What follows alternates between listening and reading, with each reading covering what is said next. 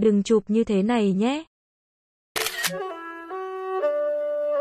Đứng xa camera, tạo thành các đường chéo.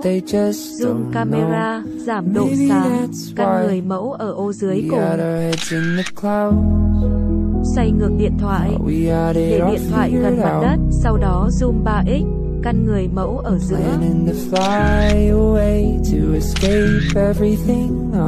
Đứng một bên, chuyển sang chế độ chân dung, sau đó zoom 3x, lấy lá cây làm tiền cảnh, người mẫu ở góc dưới bên phải.